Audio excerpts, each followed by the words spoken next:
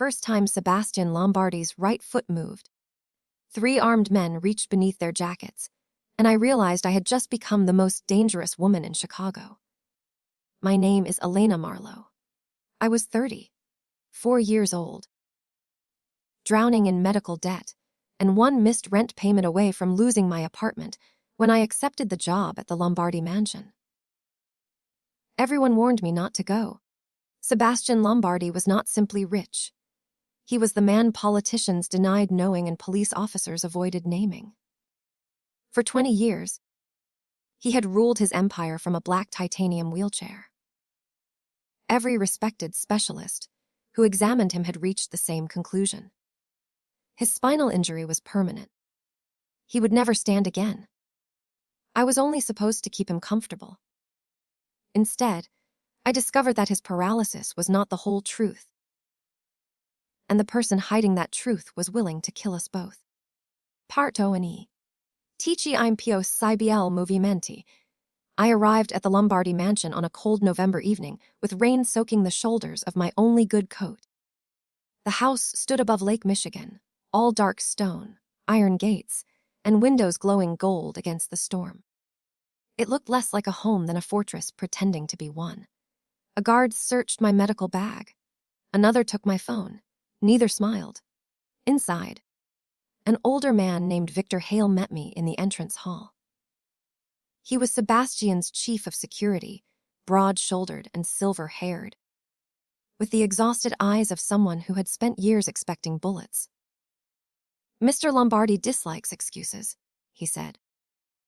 "So do I." That earned the smallest lift of his eyebrow. He led me through a library lined with old paintings and stopped beside a fireplace. Sebastian sat there in his wheelchair, wearing a black shirt with the sleeves rolled to his elbows. At 45, he was younger than I expected. His dark hair was brushed back, and his face was sharp enough to look carved. Tattoos covered his arms and disappeared beneath his collar. His younger brother, Dominic, stood near the window in an expensive gray suit. Dominic had a softer face, an easy smile, and eyes that did not match it. Sebastian looked at my worn shoes. "This is the miracle worker." "I'm a physical therapist," I said. "Miracles charge more." Dominic laughed. Sebastian did not. 6 therapists quit in 2 years, Sebastian said. One lasted 4 hours. Then I only need to last 5. He studied me for a long moment. "You need money badly." It was not a question. Most people do. Most people don't enter this house after dark. Most people don't owe $68,000 because their mother died slowly. The room went silent. I hated myself for saying it, but grief had made honesty easier than dignity. Sebastian finally nodded toward his legs. "The doctors say there is nothing to fix." "Then you have nothing to lose by letting me examine you." Dominic stepped forward. "My brother's condition is well documented." "Documents don't have nerves," I replied. "People do." Sebastian's mouth almost became a smile. He ordered everyone except Victor to leave. I tested his reflexes, muscle tone, temperature response, and sensation. His legs had atrophied, but not as much as they should have after 20 years of complete paralysis. There were faint contractions in muscles that were supposedly dead.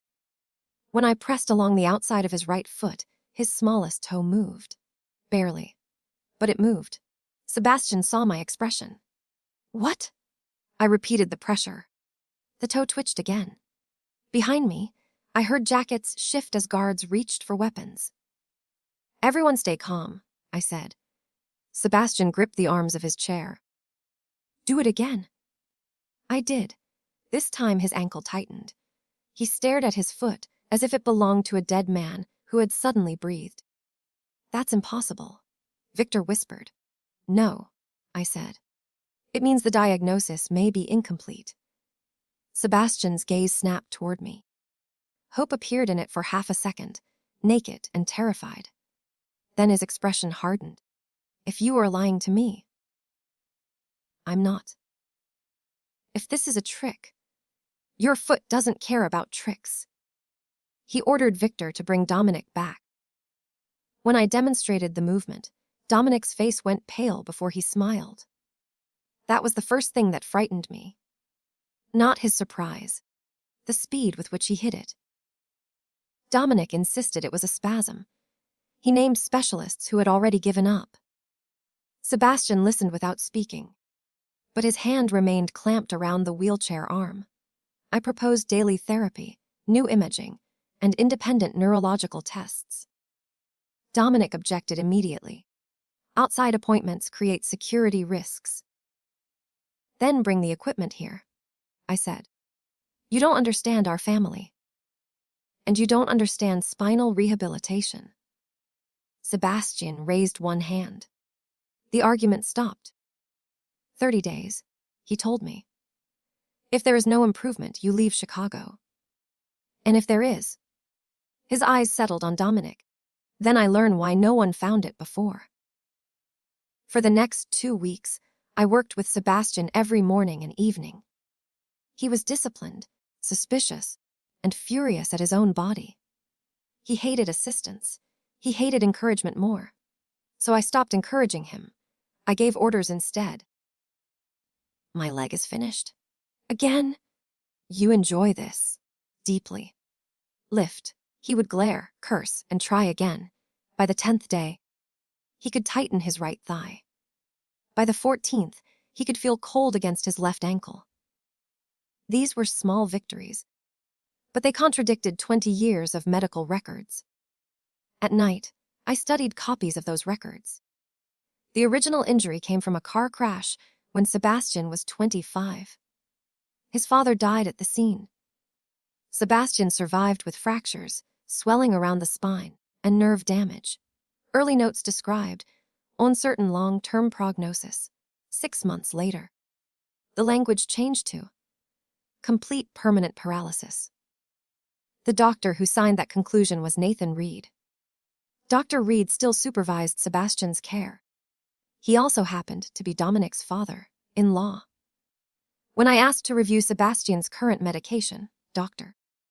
Reed handed me a neat list and treated me like a child interrupting surgery.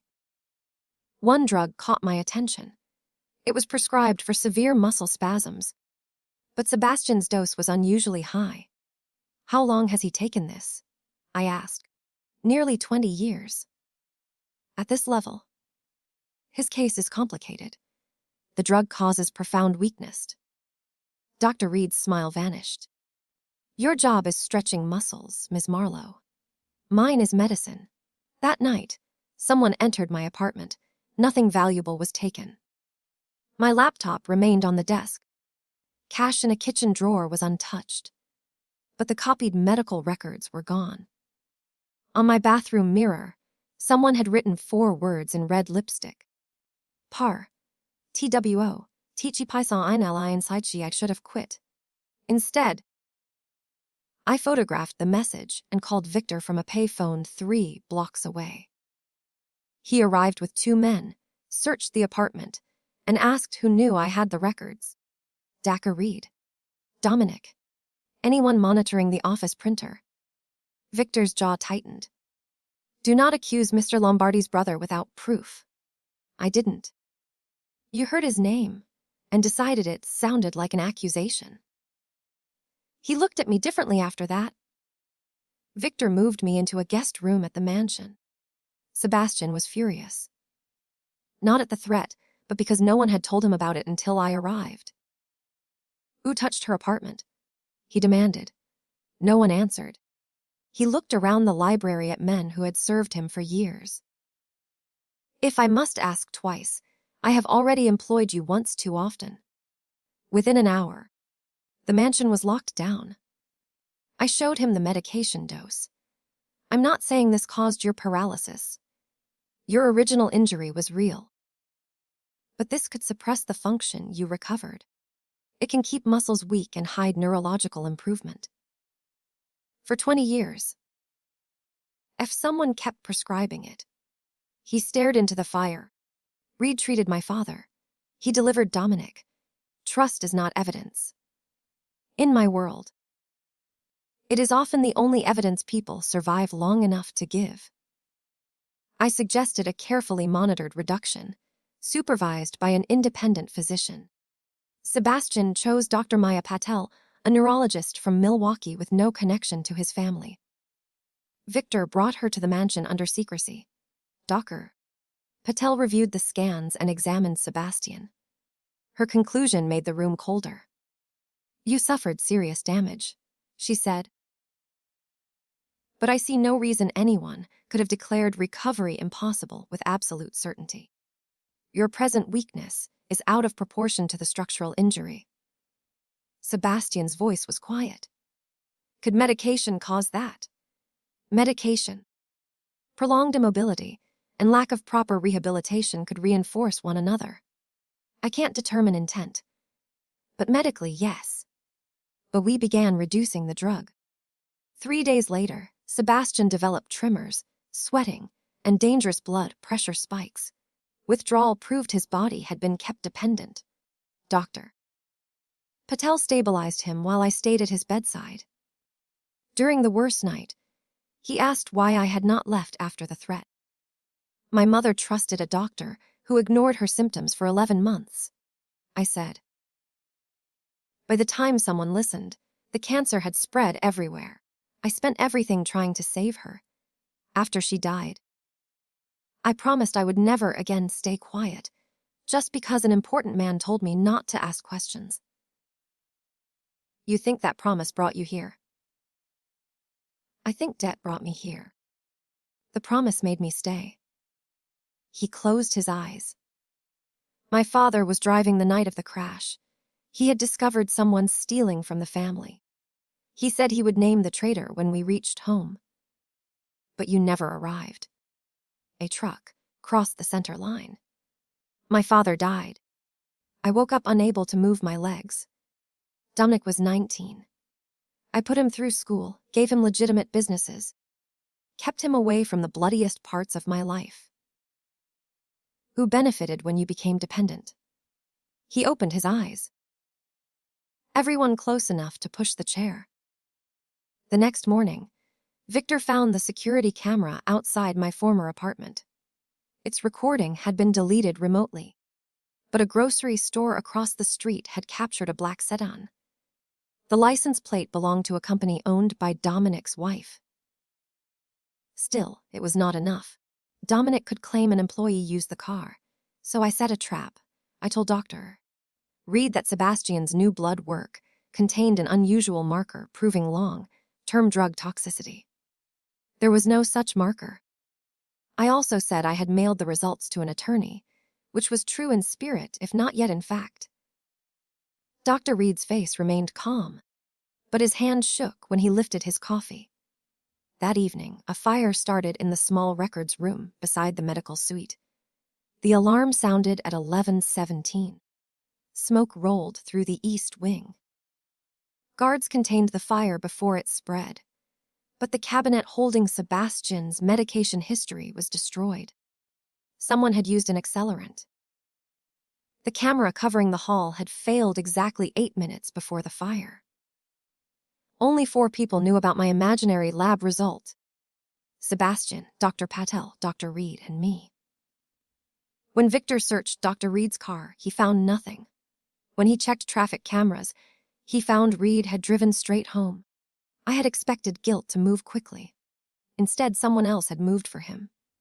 2 days later, I found a folded note inside my therapy bag. Stiolokagene, HTO, CDOR. Darcy Atcho Dowdy.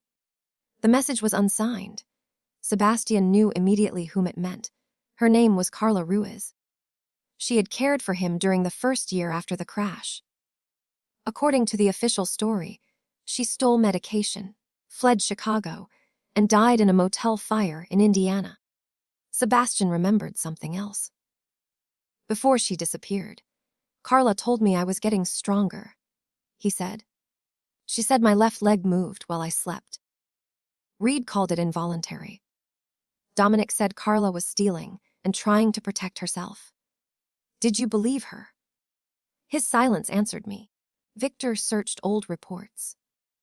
Carla's body had been identified by a dental record provided by Dr. Reed's office. No relative had viewed her remains. I felt the mystery change shape. Maybe the dead nurse was not dead. Tia Mamanen, Teamed Paus Rah Carla Ruiz, had a younger sister named Rosa living outside Madison, Wisconsin. Victor and I drove there without telling anyone except Sebastian. Snow had begun to fall, dusting the highway white. Rosa lived above a closed bakery. She was 60 now, with gray hair and wary eyes. At first, she refused to speak. Then I showed her the threat from my mirror and told her Sebastian's foot had moved. She began to cry. Carla said this day might come. She whispered. She brought out a metal box containing letters, photographs, and a small cassette tape. Carla had not died in the motel fire. Someone inside the Lombardi organization helped her escape after she discovered that Dr. Reed was giving Sebastian unnecessary sedatives and muscle suppressants. Why didn't she go to the police? I asked. Rosa laughed bitterly. In those days, half the police either feared the Lombardis or worked for them. Carla thought Sebastian ordered it. She didn't know whom to trust. Where is she now? Rosa looked toward the window. She died 6 years ago. Cancer. My chest tightened. It felt cruel that the woman who had saved the truth could not live to see it heard. But Carla had left evidence. On the cassette, recorded in 2007. Her voice trembled as she described entering Sebastian's room and finding Dominic beside an intravenous line. Dominic claimed he was adjusting a blanket. Minutes later, Sebastian stopped breathing. Carla revived him and tested residue from the line. It contained a drug not listed on his chart. She confronted Dr. Reed. He threatened her license. 2 days later, stolen medication was planted in her locker. The most important evidence was a photograph. It showed a handwritten treatment log with Sebastian's real neurological responses. Besides several entries, Dr. Reed had written increased dose. Do not share with patient. Carla had hidden the original log before she ran. Where? Victor asked. Rosa handed us a brass key and an address for an old train station in Indiana. We never reached it. On the drive south, a pickup truck struck our car from behind. Victor fought the wheel as we spun across the icy road. We crashed through a barrier and stopped inches from a frozen drainage canal. The pickup turned around. It came back toward us. Victor pushed me down across the seat as bullets shattered the rear window. He fired through the broken glass. The pickup swerved, clipped a guardrail, and fled. Victor had been hit in the shoulder. I pressed my scarf against the wound and called emergency services from his phone. Before the ambulance arrived, he grabbed my wrist. The key, he said. It was gone. Someone had taken it from my coat at Rosa's apartment, or during our stop at a gas station. The attack was meant to delay us, while another person reached the station first. I called Sebastian. Do not go there, he ordered. They already have a head start. Elena, listen to me. Carla died carrying this alone. I won't let them erase her twice. I took Victor's car before the police arrived. That was reckless, illegal, and possibly the bravest thing I had ever done. The station had been abandoned for a decade. I entered through a broken side door and found rows of rusted lockers. Carla's number was 214. The lock had been forced. The locker was empty. Then I heard footsteps behind me. Dominic stood at the end of the corridor, holding the missing brass key in one hand and a pistol in the other. You are very difficult to frighten, he said. My heartbeat pounded in my throat. You broke into my apartment.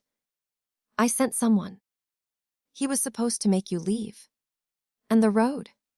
That was not supposed to miss. He stepped closer. Why keep your brother in a wheelchair? I asked. Because from that chair, Sebastian became powerful but manageable. People feared him, while I controlled the doctors, the schedule, the information, and the money. I built the real machine. He was only its face. You caused the crash. His smile faded. My father discovered what our father was planning. Sebastian was going to inherit everything. I was going to receive scraps. Reed arranged the truck. I was never supposed to spend 20 years cleaning up the consequences. Your father-in-law killed your father. He was not my father-in-law then. He was simply a doctor with debts and ambition. I kept him talking while my hand slid into my coat pocket. Before leaving the hospital, I had activated Victor's voice recorder. It was still running. Dominic noticed the movement. He raised the gun. A shot cracked through the station. I fell, certain I had been hit, but Dominic collapsed first. Sebastian's guard, Andra, emerged from behind a pillar. Sebastian had tracked Victor's car and sent a team after me. Andre kicked away Dominic's weapon and called for help. Dominic was alive. The bullet had torn through his thigh. As Andre restrained him, I searched the floor. A torn envelope lay beneath the open locker. Inside was a copy of Carla's log and a note addressed to Sebastian. The original evidence was still there after all. Dominic had been too focused on killing me to look down. When I returned to Chicago, Sebastian waited in the library. He had refused to sleep until he saw me. I placed the recording and Carla's letter on his desk. He listened to his brother confess. He did not move. He did not speak. But when Carla's voice described trying to save him, tears filled his eyes. I called her a thief, he said. She begged me to believe her, and I had her thrown out. You were drugged, injured, and surrounded by people lying to you. That explains my failure. It does not erase hers. I knelt beside him. Then honor her now. His hand closed around mine. I will. Tiech Bua. RTR's last movie, we had a confession, but Dominic still had allies. Before police could question him, men wearing paramedic uniforms intercepted the ambulance transporting him. 2 guards were wounded. Dominic disappeared. Dr. Reed vanished the same night. The city woke to rumors of a war inside the Lombardi family.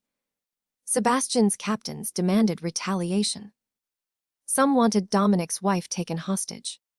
Others wanted Reed's clinic burned. Sebastian listened from his wheelchair while I stood behind him.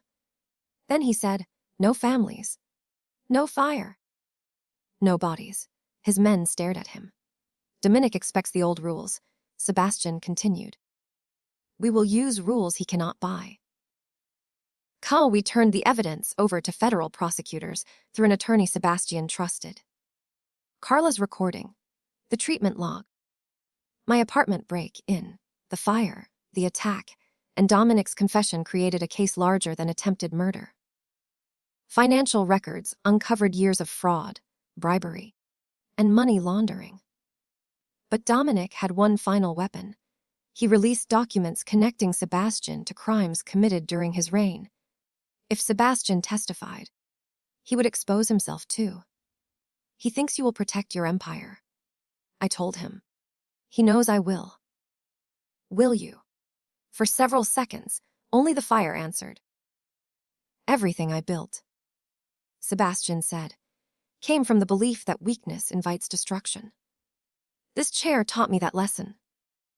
The chair did not betray you. People did. You make that sound simple.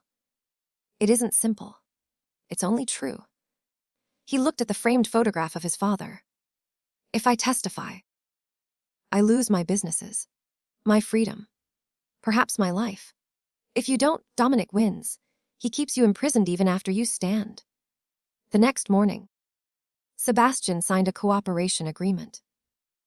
He surrendered control of illegal operations, provided evidence against corrupt officials, and accepted responsibility for his own acts. In exchange, prosecutors considered his medical abuse, cooperation, and the peaceful transfer of legitimate companies to independent management. His captains called it surrender. I called it the first step he took before his feet touched the floor. Dominic answered by kidnapping me. It happened outside Dr. Paddle's temporary clinic. A delivery van blocked my car. 2 masked men grabbed me before security could reach the lot. They covered my head and drove for nearly an hour. When the hood came off, I was tied to a chair inside an unfinished high-rise. Wind moved through plastic sheets. Chicago's lights burned below us. Dominic limped from the shadows with a cane. Dr. Reed stood beside him, sweating through his collar. Sebastian gave the government everything, Dominic said. You convinced him. You convinced him when you tried to kill me. He struck me across the face. Call him, he ordered. Tell him to retract his statement. He won't. He will when he watches you fall 40 stories. Dr. Reed looked sick. Dominic, this has gone too far. I laughed despite the blood in my mouth. You kept a man drugged for 20 years, murdered his father, framed a nurse. And now you found your limit. Reed stared at the floor. Dominic held a phone in front of me. Sebastian's face appeared on the screen. He sat in his wheelchair in the mansion's therapy room. Withdraw your testimony, Dominic said, or Elena dies. Sebastian's expression revealed nothing. Let me speak to her. Dominic brought the phone closer. Elena, Sebastian said, what did you tell me on the first day? I understood. You had nothing to lose. And what did you say when I wanted to stop? Tears stung my eyes. Again. Sebastian set the phone down. He locked both hands around parallel bars beside him. Then, with every muscle shaking, he pushed himself out of the wheelchair. Dominic stopped breathing. For the first time in 20 years, Sebastian Lombardi stood on his own feet. He was not steady. He was not healed. But he was standing. You should look behind you, he said. Federal agents burst through the plastic walls. Victor had suspected a kidnapping attempt and placed a tracker inside my medical bag. He and the agents followed us to the tower. Dominic reached for his gun, but Dr. Reed grabbed his arm. The shot struck a steel beam. Agents forced them both to the ground. Dominic screamed at the phone. You were nothing without me. Sebastian remained between the bars, trembling but upright. No, he said. I was everything you were afraid I could become. The Parrot 5e. JST SSS. The trials lasted 14 months. Dominic was convicted of conspiracy. Attempted murder, kidnapping, fraud, and racketeering. The evidence connecting him and Reed to the old crash was imperfect after 2 decades, but the recording, financial transfers, and testimony proved enough to convict them of conspiracy related to the attack and cover up. Dr. Reed pleaded guilty. In court, he admitted that Sebastian's injury had been severe but not hopeless. He had used medication and falsified reports to suppress recovery. First to protect himself after the crash, then to preserve Dominic's control. The judge sentenced Dominic to spend the rest of his life in federal prison. Before sentencing, Dominic turned towards Sebastian. You think she saved you? He asked. She destroyed everything our family built. Sebastian rose slowly with 2 canes. The courtroom became completely silent. She destroyed the cage, he said. You were the one who built it. That was our revenge. Not a bullet in an alley. Not a body in the lake. Not another family forced to inherit grief. Dominic had spent his life believing fear was power. In the end, he was defeated by evidence, patience, and the brother he had trained everyone to underestimate. Sebastian also faced judgment. He pleaded guilty to financial crimes and conspiracy charges tied to his organization. Because of his cooperation, the dismantling of violent operations, and the extraordinary abuse behind his condition, he received 8 years with medical accommodations and the possibility of early release. He accepted the sentence. Before reporting to prison, He sold the mansion. A portion of the money paid restitution. Another portion created the Carla Rees Foundation, which protects medical whistleblowers and funds rehabilitation for patients denied treatment. Rosa attended the opening. She carried a photograph of Carla in her nursing uniform. Sebastian stood beside her using a cane. "She would have forgiven you," Rosa told him. "I don't know if I deserve that." Forgiveness isn't a prize for deserving people. It is what good people leave behind so pain does not own the future. I never forgot those words. Sebastian served 5 years and 9 months. During that time, I visited twice a month. We spoke through glass when security required it, and across plain metal tables when it did not.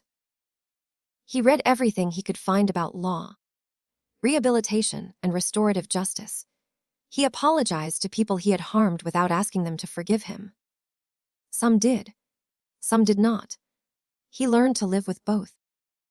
One apology changed him more than the others. It was addressed to the widow of a restaurant owner who had refused to pay protection money. Years earlier, Sebastian's men had destroyed the restaurant in a nighttime fire. No one died, but the owner lost everything and suffered a heart attack 6 months later. His widow, Evelyn Brooks, wrote back that Sebastian's regret could not return her husband or the life they had built. Sebastian read the letter during one of my visits. He folded it carefully and said, "She is right." "What will you do?" I asked. "Whatever I can without pretending it makes us even." Through the restitution fund, he helped Evelyn open a smaller restaurant on the south side. He did it anonymously, but she learned the truth from the attorney handling the payment. On opening day, she sent Sebastian a photograph of the dining room. On the back she wrote, "This is not forgiveness. It is proof that destruction does not get the final word." He kept that photograph beside Carla's letter for the rest of his sentence. The foundation also uncovered 43 former patients whose treatment had passed through Dr. Reed's clinics. Most had received proper care, but 6 records contained altered test results and unnecessary prescriptions designed to protect wealthy families from lawsuits. Those patients received new evaluations, financial settlements, and public apologies from the hospital network that had ignored earlier complaints. One of them was a retired schoolteacher named Harold Price. He had spent 11 years believing the weakness in his hands was imaginary because Reed wrote that he was seeking attention. A new doctor found a treatable nerve disorder. After surgery, Harold regained enough control to hold a pen. The first thing he wrote was a letter to me. He said, "You did not give me my hands back. You gave someone permission to believe me." That sentence became the rule of my clinic. We could not heal everyone, and we never lied about that. But we believed pain deserved investigation. We believed uncertainty was not the same as hopelessness. Most importantly, we believed every patient had the right to know what was being done to their body and why. I paid my mother's medical debt with my wages and later opened a rehabilitation clinic funded partly by the foundation. We treated patients who had been told they were too poor, too damaged, or too late to improve. I never promised miracles. I promised that we would look carefully before surrendering. On the morning Sebastian was released, snow covered the ground outside the Federal Medical Center. I waited by my car with a thermos of terrible coffee. The gate opened. He walked out carrying one small bag and using a black cane. His steps were slow and uneven, but each one belonged entirely to him. He stopped in front of me. "You're late," I said. I was detained. For the first time since I had known him. Sebastian laughed without suspicion. We drove to the lake. The old mansion was visible in the distance, owned now by a nonprofit that housed veterans with spinal injuries. Sebastian watched it for a long time. "Do you miss it?" I asked. I miss who I thought I was inside it. Who was that? A man everyone feared. And who are you now? He considered the question. A man who knows fear and respect are not the same thing. We walked beside the frozen water.